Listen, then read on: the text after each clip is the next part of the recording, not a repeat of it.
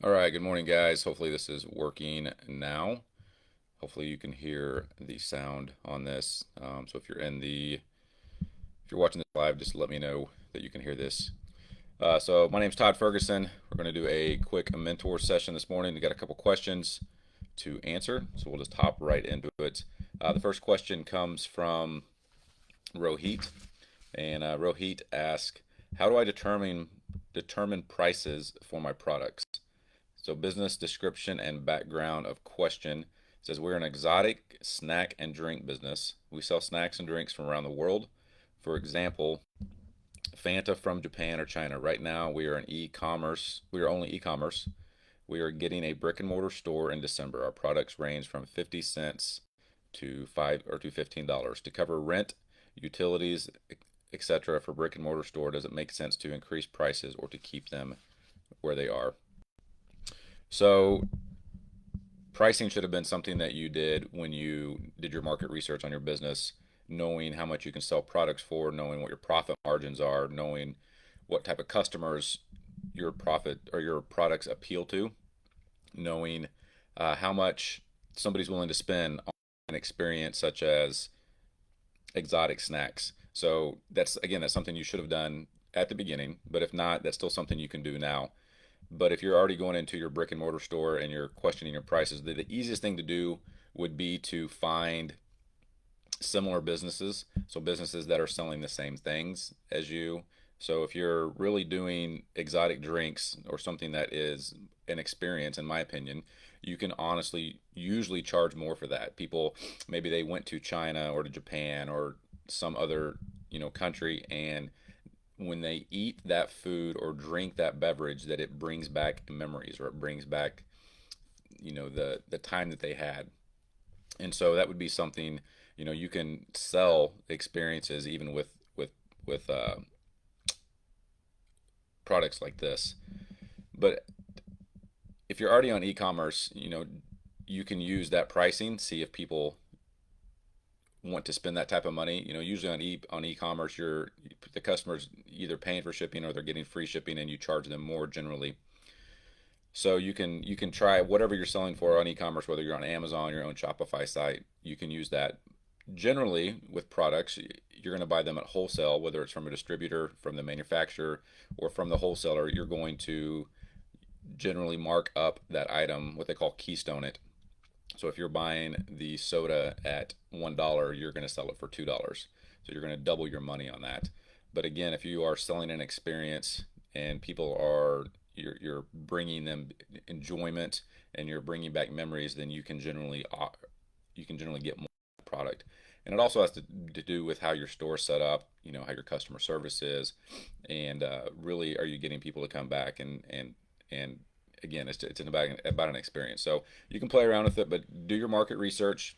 Look at who your ideal customer is, or your avatar is what they would call it. Look at similar businesses, and then just go from there. So hopefully that helps. All right. Next question comes from Eric.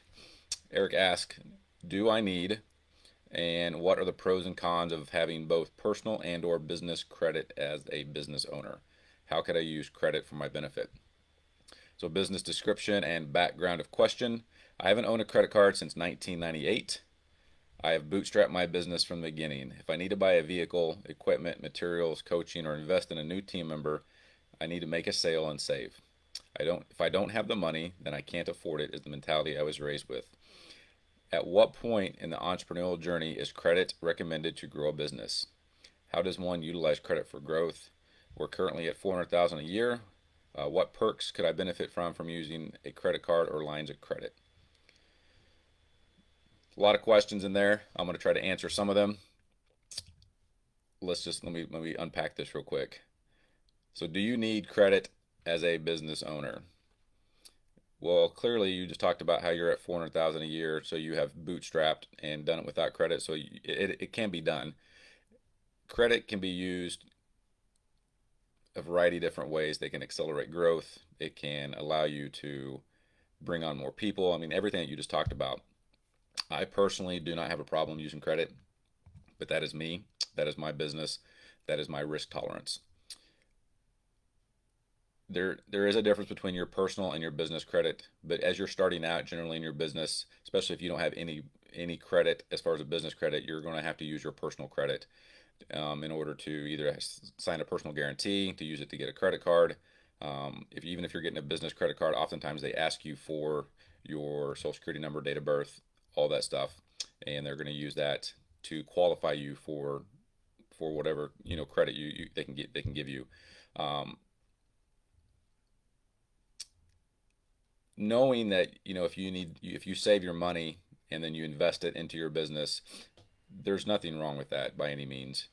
That is, there were times that I wish I would have done that. I've gotten in a little bit of trouble before, overextended myself, been stressed out, had to sell things at a loss just to cover bills. I'm not there anymore. I mean, we've learned from it, but credit has allowed us to grow faster than we could have otherwise. And so for me, growth was very important.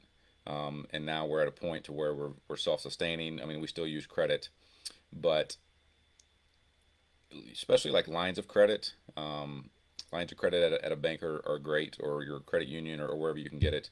I mean, you're really just paying the interest on the money, and it's usually a small percent, and then you can pay it back slowly. So we utilize credit cards, we utilize lines of credit, we utilize loans. For us, if we're going to get a credit card for our business, because we buy inventory, so we're putting a lot on credit cards monthly.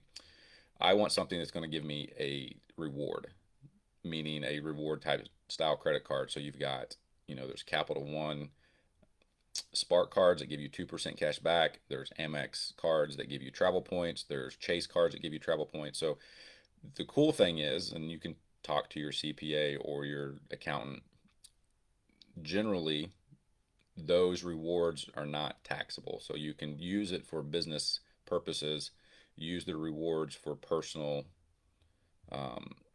consumption. So, if you're getting 2% back, you can use that and for personal stuff. But I would figure out if you're at a point to where you want to, and use credit. If your cash flow is there, that you can make those payments, if you can pay the money back. Generally with credit, even we pay our credit cards off every month, so we're not carrying balances over. And that's now, that's not previous. But in the last 2 or 3 years, we pay it off every month. Lines of credit we use, we want to know the worst case scenario for buying a product, and even for you, if you're buying a vehicle or equipment, what is the worst case scenario? What if this doesn't work out? Can you get your money back? Can you get your money back out of it? When you're hiring another person, how much can you bring on? If you're going to use credit to buy equipment like computers, monitors, whatever, for your business, for the rat exclusion, are you going to be able, worst case scenario, to get your money back quickly so you can pay off that debt? For us, high interest debt doesn't work in our business. Some businesses it might, but for us, we're looking for you to utilize credit for rewards to scale quickly. Q4 right now, we're in what we call Q4 in our business, and I'm willing to use a lot of credit on my credit cards right now to buy product, because I know in the next 60 days or so, I'm going to see a really fast return, and I'll be able to pay that money back. So that's just how we do it. I know that's a lot of information. There was a lot of questions in here, but hopefully that helps. If you want to reach out about credit cards, if you're interested in that, Eric, you know me, shoot me a message. I can kind of walk you through what we do, how we utilize them, the best cards that we have found to use, and kind of how we rotate them and cycle them, and make sure we get maximum value out of all the benefits they offer. So, all right, next question comes from Rosalie. Rosalie asks, how can I become more comfortable networking with wealthy individuals? So business description and background question says, I own a full service accounting firm, and we help small business owners with their accounting needs. As I am networking in the community, I have been invited to places that I feel like a fish out of water due to the financial status of the people that are attending. I would like to overcome imposter syndrome and feel like I belong. So good question. Just like anything with this, when you're uncomfortable, the easiest way to do it, or the easiest way to get comfortable, is just to do it, to put yourselves in that situation, to know how to act, to know how to respond, to know how to communicate, to know how to listen.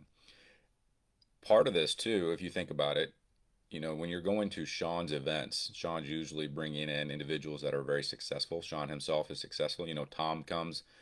I've met with Dan Abate, JT. I hate to miss people that I've met. Sharon Lecter was there at one of them. So those are all people that are more successful than me, that are wealthier than me. But the thing is if you are there to listen, to learn, to be cordial to them, then people really, they want to have a connection. They want to have relationships that are mutually beneficial. But the easiest thing to do is just to get out there and do it. There are so many successful people nowadays. And especially if you walk into a room, it's really hard to know who is who unless you just know them or know that. But it's all about how you carry yourself, the confidence that you exude, the way you introduce yourself, the way you let people finish their sentences and talk, and then it's not you interrupting them, trying to one up them or tell about you, but it's you asking questions, you learning about them, and that's how you're going to become more comfortable, or I have become more comfortable, is just by putting myself in those situations and knowing that it's going to be awkward, it's going to be a little weird, but I'm there to learn. And so growth, anything that is worth that'll help you grow your business is generally not easy. And so if you're being invited to these things, first of all, take that as a compliment. And you should go. You should go to every single one of these that you can that will benefit your business. And it just takes one or two amazing connections to change the trajectory of your business. And who knows who you're going to connect with? Who knows who you're going to click with? Who knows who you're going to form a bond with, or a relationship's not the right word, but form a connection that is mutually beneficial. So get out there, do it, put yourself in those situations, make yourself super uncomfortable by doing that. One thing, I hired Joel as my coach, and he often would challenge me to do things really uncomfortable. And at the time, it was not frustrating, but it was challenging. That's what it was. And so one thing too is he really wanted me to reach out to people that were levels above me, whether that's finding a way to write them a letter through Instagram, through Facebook Messenger, through a phone call. And really that just teaches you how to interact with those people. And I just went to an event with some friends and learned about leadership, and there was like 15 of us together, and the person I found out once they left was a true billionaire. And this person was just a normal dude. Like, yeah, he carried himself well. He was, clean shaven, not clean shaven, but took care of himself, looked nice, shook hands with everybody, but never at any point did he brag about anything or talk about anything. He offered suggestions and advice, but then he left and we started talking, and the people that knew him were like, no, this guy's actually a billionaire. And I'm like, holy crap, but he's just a normal guy. And most of these people are just normal people. It's the roadblocks that we put in our own head, and it's the things that we tell ourselves that we're not good enough, that we're a fish out of water, whatever it is. At some point, we're all going to hopefully be there. And everybody, most people anyway, have been in our shoes and have grown a business. So just remember that most of these people are just average people. They just are a little bit further along in their success journey. So hopefully that helps, Rosalie. All right, next question comes from Leanna. All right, Leanna asks, how do I set up overnight shipping for perishable goods on my Shopify site? So business description and background question. I have recently built my Shopify website, and I would like to accommodate clients with the ability to place caviar orders online, perishable, and seamlessly. We currently ship nationwide using FedEx, but all shipments have been handled by me. I'd like to understand how to use Shopify shipment to give accurate shipment quotes to my clients that would like to order online. Thank you. All right, so I don't know much about Shopify, honestly. So I don't know if they already have their shipping platform integrated, but most companies, even if you're shipping through Amazon, I know through Shopify, through WooCommerce, through eBay, through whatever, it's a company called ShipStation. And ShipStation handles the majority of shipping for us anyway. And you can get on there. You can with ShipStation you can create custom templates. You might be able to do this if Shopify does this, but you can create custom templates. Pre-weigh your stuff, know what size of boxes you use. You can put all that in, and then you can integrate that with your website platform, and it'll tell the customer how much they're going to pay whenever they go to order stuff. So there's no surprises when they go to ship. Also for you, something to look at is I don't know much about caviar. If it needs to stay cold, I know it's perishable, but if it needs to stay cold, you need to look into like dry ice. You need to look into ice packs. You also need to know how long if that ice melts, or if it how long it before it goes bad. So is it 2 days? Is it 3 days? Is it 4 days? What is the optimal time? And then depending on where you're located, if how quickly you need to get that product to that customer and what shipping options are available. So for us, like we're in the middle of the United States, we can reach the east and west coast, north and south, and almost everywhere in 2 days. Now, if you're in if you're on the East Coast and you're shipping, or you're on the West Coast and shipping, it's going to take you 3 to 4 days. Generally, standard mail or FedEx or UPS ground is going to take you 3 to 4, sometimes 5 days to get all the way across the United States. Then do you need to do expedited shipping, whether it's priority overnight, whether it's 2 day shipping, whatever that is. So you need to do a little research on that and figure out how long you have with your caviar, whether it's packaged correctly, how long you have it to get to the customer, and what the expectation of that customer is. So clearly, I'm assuming most people that consume caviar are higher end customers. They're going to expect when you open it up, it's going to be fresh. The presentation is going to be amazing, and they're not going to accept anything subpar. So you've got to figure out what it takes to really do that. You can even test this out. Find somebody that lives maybe super far from you. So if you're in New York, I don't know where you live, but if you live on the East Coast, find somebody that you know on the West Coast and mail them caviar. Mail it a couple different ways. Test it out. Mail it in the summer. Try it again. Mail it in the winter. For us, when we sell meltable goods, chocolates or gummies or whatever, on Amazon, we can't ship them through FBA during the summer months because they're meltable. So we have to, if we sell them ourselves, we have to package them a certain way. The customer expects them to not show up at their doorstep melted if they're ordering chocolate. So if it sets out in the hot sun in Florida or Texas, how long can it set out there on a porch in direct sunlight before it starts to go bad? So all these things that you kind of need to ask yourself. But I would look into ShipStation. I'm pretty sure, I know that it integrates with Shopify. It's $29 a month, I believe, but you can set up all these templates. And again, on that, if you need help or have any questions, feel free to reach out on that. All right, last question comes from Kimberly. Kimberly asks, how do I determine direct pricing versus wholesaling prices? Says business description and background of question. As a hairstylist, I have products that I sell direct to retail clients, and then there are products I purchase at wholesale that I would like to turn around and wholesale to other stylists for them to sell. How do I determine what that margin should be so they can make money selling it to their clients, but also I can make my margin or make a margin? My advantage is I can buy higher volumes to get better pricing from wholesalers than they get. So that's really tough on that. If you're not a true wholesaler, you're basically a distributor now. You're kind of the middleman or the middle person, middle woman.